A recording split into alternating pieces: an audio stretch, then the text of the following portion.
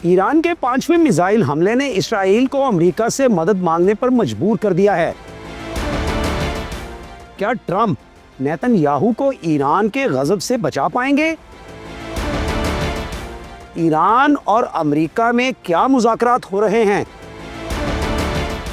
کیا برطانیہ، جرمنی اور فرانس بھی جنگ میں کود پڑیں گے؟ اسرائیل ایران کے جوہری سائنسدانوں کو نشانہ کیوں بنا رہا ہے؟ کیا اسرائیل ایران کی جوہری طاقت کو تباہ کر سکتا ہے؟ یہ سب کچھ دیکھیے اس ویڈیو میں۔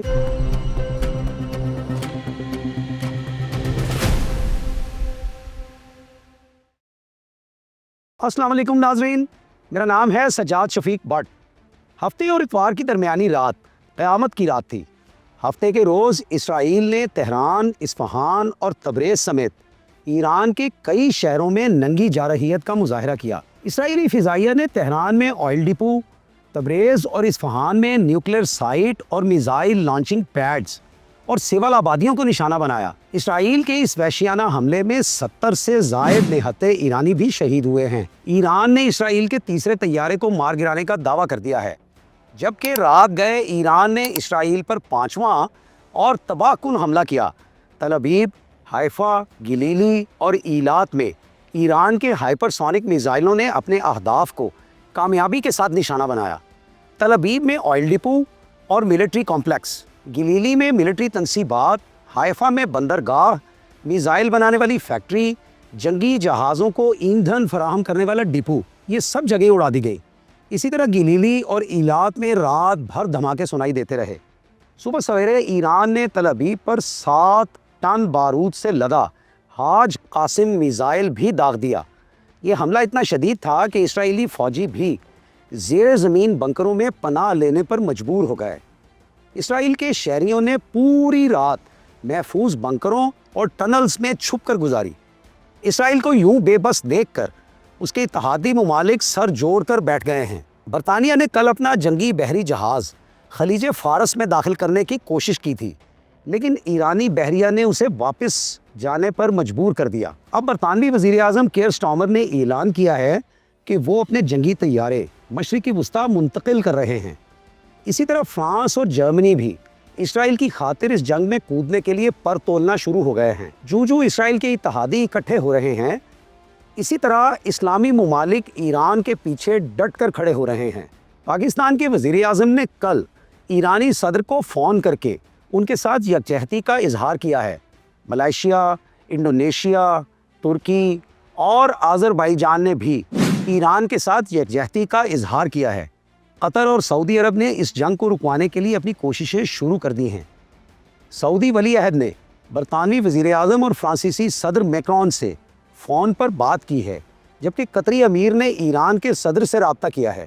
ایران کے تابڑ توڑ حملوں کے بعد اسرائیل بوکھلا چکا ہے۔ اسرائیلی وزیر اعظم نیتن یاہو کو پتہ چل گیا ہے کہ دنیا اس کی مدد کو نہ پہنچی تو ایران اسے صفحۂ ہستی سے مٹا دے گا۔ اسی لیے نیتن یاہو نے امریکی صدر ٹرمپ سے باقاعدہ مدد مانگ لی ہے۔ امریکہ نے ابھی تک اسرائیل کی اس اپیل پر کوئی کان نہیں دھرا۔ دراصل اس کی وجہ یہ ہے کہ اسرائیل نے حملہ کر کے ایران اور امریکہ کے درمیان جاری مذاکرات کو سبوتاژ کر دیا تھا۔ اس حوالے سے ایک اہم نشست آج عمان میں ہونے والی تھی۔ صدر ٹرمپ نے جمعرات کو اس میٹنگ کے حوالے سے امید ظاہر کی تھی کہ ایران اپنے جوہری پروگرام کو ختم کرنے پر آمادہ ہو جائے گا، لیکن اب ایران نے دو ٹوک اعلان کر دیا ہے کہ جب تک اسرائیل حملے بند نہیں کرتا وہ مذاکرات کی میز پر نہیں بیٹھے گا۔ پاسداران انقلاب اسلامی نے بھی وارننگ دے دی ہے کہ اگر اسرائیلی حملے جاری رہے تو ایران کے حملوں میں بھی شدت آتی جائے گی۔ دوسری جانب نیتن یاہو نے اپنے تازہ ترین ویڈیو پیغام میں دعویٰ کیا ہے کہ ہم ایران کی جوہری صلاحیت کو تباہ کر کے رہیں گے اور اس کی ہر نیوکلیئر سائٹ کو نشانہ بنائیں گے۔ آج ہم اسرائیل کے اسی دعوے کا جائزہ لیں گے اور یہ جاننے کی کوشش کریں گے کہ کیا اسرائیل ایران کی جوہری صلاحیت تباہ کر سکتا ہے۔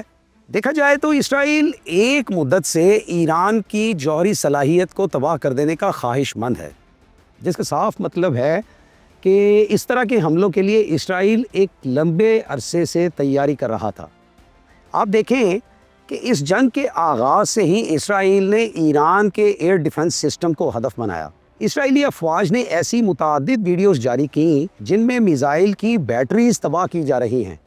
اس سے ایک تاثر یہ ابھرا کہ شاید ایران اپنے جوہری آپریشن کے تحفظ کی صلاحیت کھو بیٹھا ہے، لیکن حقیقت یہ ہے کہ ایران کے تمام تر نیوکلیئر اثاثے اور میزائل ڈپو زیر زمین انتہائی گہرائی میں ہیں اور محفوظ ہیں۔ ان پر مٹی کی کئی تہیں ہیں اور کنکریٹ کا ڈھانچہ ہے۔ فردوں میں ایران کا جو یورینیم افزودگی کا پلانٹ ہے اس کے بارے میں خیال کیا جاتا ہے کہ یہ سطح زمین سے تقریباً 80 میٹر نیچے ہے، یعنی تقریباً آپ اس کو کہہ سکتے ہیں کہ 350 فیٹ کیلکولیشن بنے گی تقریباً اس کی۔ تو یہ کسی بھی طرح کے حملے سے کافی حد تک محفوظ ہو جاتا ہے۔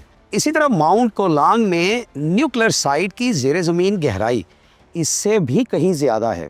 اس قدر گہرائی میں ہدف کو نشانہ بنانے کے لیے خصوصی بموں کی ضرورت ہے۔ ان بموں کو عام طور پر بنکر بسٹر بمز کہا جاتا ہے، جیسے B-57 بم جو چند سال پہلے افغانستان میں استعمال کیے گئے۔ یہ 30,000 پاؤنڈ وزنی بم تقریباً 60 میٹر مضبوط کنکریٹ کے نیچے دبے اہداف کو تباہ کرنے کی صلاحیت رکھتا ہے۔ اسرائیل کے پاس ابھی تک یہ بم نہیں ہیں۔ اس وقت یہ بم صرف امریکہ کے پاس ہیں اور امریکہ فی الحال ایران پر ہونے والے ان حملوں میں حصہ نہیں لے رہا۔ اس لیے اکیلا اسرائیل ایران کی نیوکلیئر سائٹس کو تباہ کرنے کی صلاحیت نہیں رکھتا۔ اسرائیل کے پاس موجود سب سے تباہ کن ہتھیار راکس یا ایئر لورا میزائل سسٹم ہے۔ یہ ہوا سے لانچ کیے جانے والے بیلسٹک میزائلز ہیں جو 6 میٹر تک مضبوط کنکریٹ کو تباہ کرنے کی صلاحیت رکھتے ہیں۔ دفاعی ماہرین کے مطابق ان میزائلوں کے ساتھ زیر زمین کسی فیسلٹی کو تباہ کرنے کے لیے ایک ہی مقام پر درست نشانے کے ساتھ متعدد حملوں کی ضرورت ہوگی۔ ان میزائلوں کی ہر سٹرائک کے ساتھ تقریباً 6 میٹر کنکریٹ تباہ ہو جاتی ہے، لیکن اس کے باوجود ان میزائلوں کے ساتھ فردو یا ماؤنٹ کولانگ جیسی نیوکلیئر سائٹس کو نشانہ بنانا ناممکن لگتا ہے۔ سادہ الفاظ میں یہ کہا جا سکتا ہے کہ اسرائیل کے پاس ایران کی نیوکلیئر سائٹس تک کامیابی سے پہنچنے کے لیے مطلوبہ اسلحہ موجود نہیں ہے۔ اسرائیلی فضائیہ زیادہ سے زیادہ یہ کر سکتی ہے کہ ان سرنگوں کے داخلی اور خارجی راستوں کو نشانہ بنائے تاکہ وقتی طور پر ہی صحیح یہ سائٹس ناقابل استعمال رہے۔ اسرائیلی فضائیہ نے جمعرات کو اسی حکمت عملی پر عمل کیا، لیکن مسئلہ یہ ہے کہ ایرانی فورسز نے فوری طور پر کھدائی کر کے ملبہ ہٹانے کا کام شروع کر دیا ہے اور 1-2 روز میں یہ سائٹس دوبارہ سے چالو ہو جائیں گی۔ امریکی ماہرین اور IAEA کے حکام پہلے دن سے اس بات پر متفق تھے کہ ایران کے جوہری پروگرام کو فوجی ذرائع سے تباہ کرنا ممکن نہیں۔ اسرائیل نے اب اس کا دوسرا حل یہ نکالا ہے کہ ایران کے ایٹمی سائنسدانوں کو نشانہ بنانا شروع کر دیا ہے۔ اسرائیل نے اپنے پہلے حملے میں ہی ایران کے 6 ایٹمی سائنسدانوں کو شہید کیا تھا۔ ہفتے میں اسرائیلی فضائیہ کے حملوں میں مزید 3 ایٹمی سائنسدانوں کو ٹارگٹ کیا گیا ہے۔ ان سائنسدانوں کی شناخت علی بقائی کریمی، منصور اصغری اور سعید برجی کے طور پر کی گئی ہے۔ ایران کو یقین ہے کہ اسرائیل واشنگٹن کی منظوری سے یہ حملے کر رہا ہے، اسی لیے ایران نے امریکہ کے ساتھ اپنے مذاکرات ختم کر دیے ہیں۔ یہ مذاکرات ایران کی جوہری صلاحیتوں کو محدود کرنے کے لیے ہو رہے تھے۔ اس سے پیشتر بھی امریکہ اور ایران کے درمیان ایسا ہی ایک معاہدہ 2015 میں ہوا تھا، جس کے تحت ایران پر کچھ پابندیاں تھیں کہ وہ ایک حد سے زیادہ اپنے جوہری پروگرام کو آگے نہیں بڑھا سکتا۔ صدر ٹرمپ نے اپنی پہلی مدت صدارت کے دوران اس معاہدے کو ختم کر دیا اور ایران پر پابندیاں عائد کر دی۔ اس ڈیل کے خاتمے سے ایران کو موقع مل گیا اور اس نے یورینیم کی افزودگی کے لیے ہزاروں سینٹریفیوجز انسٹال کر لیے۔ ایران کا موقف ہے کہ اس کا جوہری پروگرام پرامن مقاصد کے لیے ہے اور وہ جوہری بم نہیں بنانا چاہتا۔ ایران کی نیک نیتی کا اندازہ آپ اس بات سے لگا لیں کہ پچھلے 20 برسوں میں انٹرنیشنل اٹامک انرجی ایجنسی کو پہلی بار یہ کہنا پڑا ہے کہ ایران نے اپنے وعدوں کی پاسداری نہیں کی اور اپنے جوہری پروگرام کو حد سے بڑھا لیا ہے۔ کمال تو یہ ہے کہ IAEA نے امریکہ بہادر کو کبھی یہ الزام نہیں دیا کہ اصل وعدہ خلافی تو آپ نے کی تھی جو معاہدہ کر کے بھاگ گئے تھے۔ یہی وجہ ہے کہ ایران آج امریکہ کے ساتھ بات چیت کو بے معنی قرار دے رہا ہے، ایسے حالات میں جب صہیونی فوج کی بربریت جاری ہے، ایران اور امریکہ کے درمیان بالواسطہ مذاکرات کا جاری رہنا بلا جواز ہے۔ ایران کا موقف درست ہے کہ حملے اور مذاکرات ایک ساتھ نہیں چل سکتے۔ اس وقت کی تازہ ترین اطلاعات کے مطابق ایران اور اسرائیل کے درمیان جنگ فی الحال رکتی ہوئی دکھائی نہیں دیتی۔